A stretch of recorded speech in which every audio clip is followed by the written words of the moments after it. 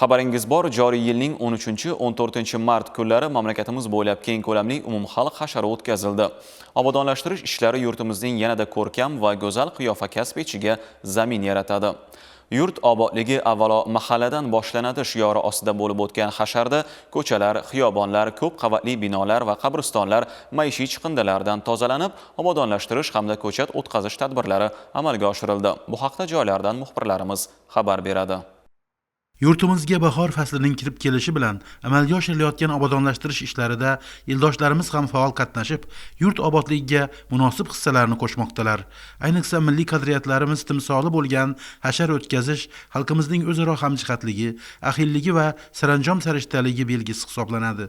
Navro'z umumxalq bayrami hamda Eid Ramazon bayrami oldidan o'tkazilayotgan hashar tadbirlarida ishtirok etayotgan eldoshlarimiz qalbida vatanparvarlik, jasorat, matonat, tashabbus kabi tushunchalar o'zgacha qiymat va mazmunga ega ekanligi namoyon bo'lmoqda. 2 kunlik umumxalq hasharida viloyatimizdan ham 1.120.000 nafardan ortiq hasharchilar faol ishtirok etib, 22 mingdan ko'proq ko'chalar yon atrofi obodonlashtirildi. Shuningdek, daraxt va gulzorlar sug'orilib, chiqindilar maxsus transport va mexanizmlar yordamida olib chiqib ketilyapti. Ushbu obodonlashtirish tadbirlarida viloyatimizning barcha shahar va tumanlaridan ko'ngillilar qatnashib, yurtimiz obodligiga ko'maklashmoqda.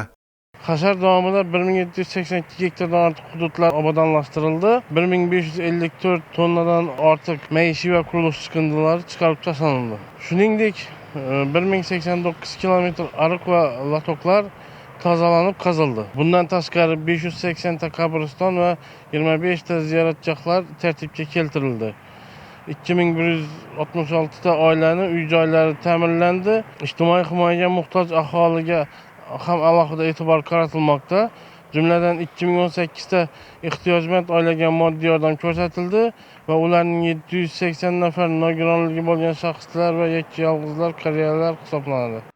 Umumxalq hasharida barcha davlat organlari, keng jamoatchilik vakillari qatori huquq-tartibot organlari xodimlari ham faol ishtirok etishdi. Xususan, viloyat prokuraturasi tashabbusi bilan Urganch tumanidagi Yuqori Jirmiz mahallasida 5 gektarga yaqin dala maydonida yashil bog' barpo etishga kirishildi. Tadbir avvalida viloyat prokurori va nuroniylar, ekologlar umumxalq hashari va yashil makon umummilliy loyihasining mohiyati haqida to'xtalib, obodonlashtirish, ko'kalamzorlashtirish tadbirlarining ahamiyati haqida so'z yuritdilar. Hashar ishtirokchilariga ko'chat o'tkazish, uni to'g'ri parvarishlash, oziqlantirish hamda sug'orish jarayonlarini amalga oshirish bo'yicha tavsiyalar berildi. O'zbekiston 2030 strategiyasida respublikamizda yashillik darajasini 30% ga chiqarish belgilangan bo'lib, hozirgi kunda respublikamizda yashillik darajasi 12% ni tashkil etadi. 2021-yildan boshlab respublikamizda 200 million tubdan ortiq turli xildagi mevali va manzarali ko'chatlarni ekib kelyapmiz. Viloyat prokuraturasi, departament, majburiy ijro byurosi va boshqa mutasaddi tashkilot xodimlaridan iborat barcha xodimlar hozirgi kunda respublikamizda o'tkazilayotgan umumxalq hashariga o'z hissasini qo'shib, yashil makon umummilliy aksiyasini o'tkazdik. Bu kabi tadbirlarni o'tkazishdan asosiy maqsad shundan iboratki, ekologiyamizni asrab-avaylash va uni kelgusi avlodga bekam-ko'z yetkazishni ta'minlashdan iborat.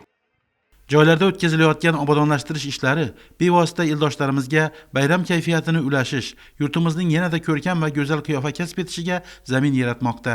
Viloyat maktabgacha va maktab ta'limi boshqarmasi tashabbusi bilan Shovot tumanida yashil bog' barpo etildi.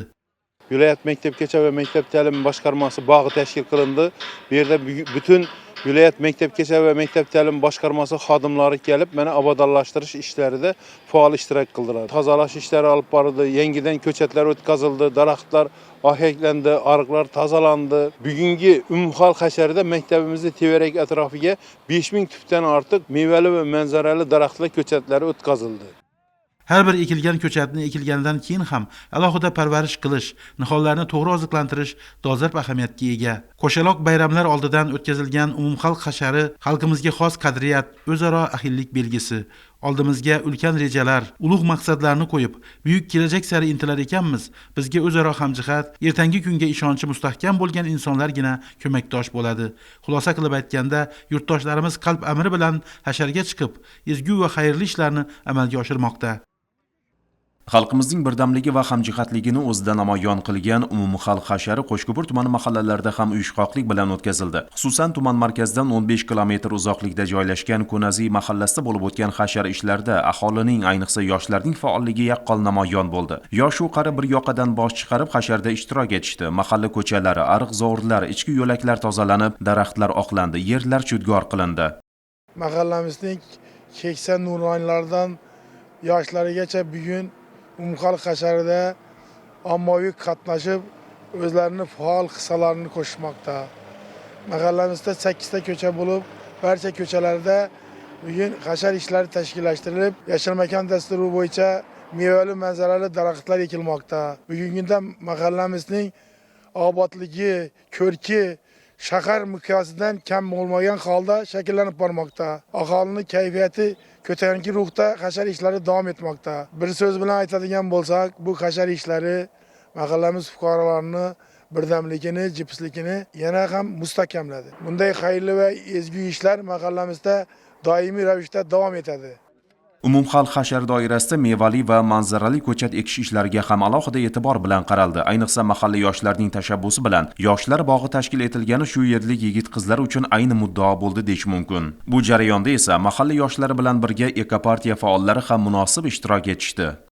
Umumxalq hasharida ekopartiya faollari ham faol ishtirok qilmoqda. Nuroniylar mahalla yettiligi bilan birgalikda yoshlar bog'i tashkil qilindi. Bu bog'da 200 dan ortiq mevali va manzarali ko'chatlar ekildi. Bugungi kunda yashil makon umummilliy loyihasi doirasida ekologiyani yaxshilashga katta e'tibor qaratilmoqda. Albatta ushbu ko'chatlar kelajakda katta daraxtga aylanib, mahallani chiroyiga yanada chiroy qo'shib, bu yerda istiqomat qilayotgan fuqarolarni bahridirini yayratadi degan umiddamiz. Hashar ishlari Xayrobod mahallasida ham ko'tarinkilik bilan o'tkazildi. Hududdagi Abulqosim bobo ziyoratgohi, qabriston va uning atroflari obod etildi. Ushbu tadbirlar doirasida ko'ngillarni nurafshon qiluvchi xayr-saxovat ishlari ham amalga oshirildi. Kam ta'minlangan, ijtimoiy himoyaga muhtoj oilalar holidan xabar olinib, ko'ngil so'raldi. Doshqozonlarda bahorning eng tansiq taomi bo'lgan sumalaklar qaynatilib, uning atrofida yurtimizga tinchlik, xalqimizga esa omonlik tilab niyatlar qilindi. Nuroniylarning aytishicha, hashar bu nafaqat obodonlashtirish ishlari, balki aholi o'rtasidagi mehr-oqibat va hamjihatlikni mustahkamlovchi qadimiy an'anadir.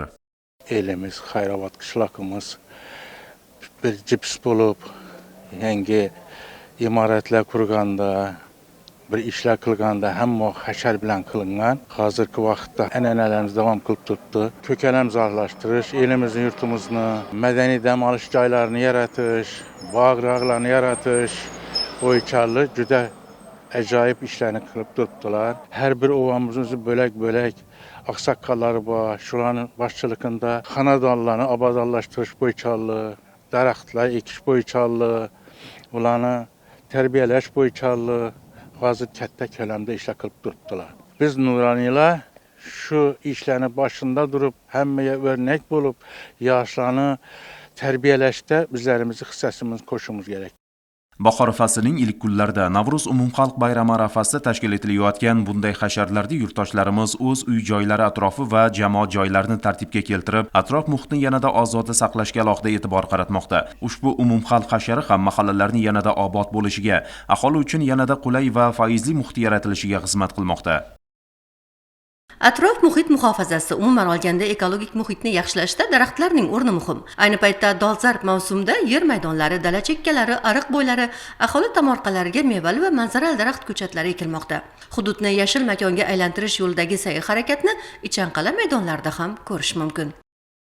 2 kunlik umumxalq hasharida Ichanqal'a davlat muzey qo'riqxonasi hamda viloyat turizm boshqarmasi xodimlari ham faol ishtirok etishdi. Ko'rib turganingizdek, Ichanqal'aning bu maydonida o'ziga xos bog'zorni yaratishga harakat qilishdi.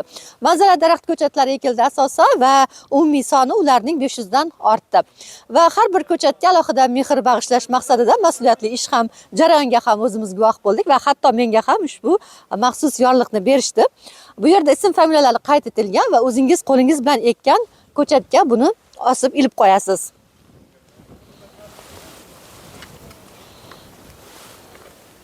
Bu shunchaki esdalik uchun ilingan yorliq emas, aksincha sizga yanada mas'uliyat bag'ishlaydi, chunki o'z qo'lingiz bilan ekkan ko'chatning rivojlanishi qancha miqdorda suv solinishi kerak, sug'orilishi va boshqa zarur ozuqalari borasida ham yelkangizga mas'uliyatni yuklaydi va har bir ekilgan ko'chatda mana shunday maxsus yorliqlarni uchratishingiz mumkin. 13-14 mart kunlari butun O'zbekiston bo'yicha hashar e'lon qilingan. Shu jumladan mana Ichan qalamizda shu tadbir o'tkazilyapti. Ichan qalamizda mana Muhammad Aminxon madrasasining oldida bir shunday bir maydonimiz bor edi. Shu yerga 200 dan ortiq nayilchalarni olib kelib, ko'chatlarni olib kelib ekish ishlari boshlanyapti. Ertaga ham ishimiz davom qiladi. O'zi umuman Ichan qalamiz 26 gektar bo'lsa, ko'p joylari ochiq turibdi. U yerlarga ham mana shu ko'chatlardan, tik yog'ochlardan payvatlangan tut daraxti, keyinchalik xiva gujumidan ekish rejalashtirilgan. Xalqimiz hayotidagi muhim sanalar, bayramlar orasida Navro'z o'zida qadimiy an'ana va urf-odatlarni, mehr-oqibat, saxovat kabi yuksak insoniy fazilatlarni namoyon etishi bilan ajralib turadi. Qolaversa, tabiatning uyg'onishi bilan bog'liq bu mavsumda tozalik, obodonlashtirish ishlariga ham alohida e'tibor qaratiladi.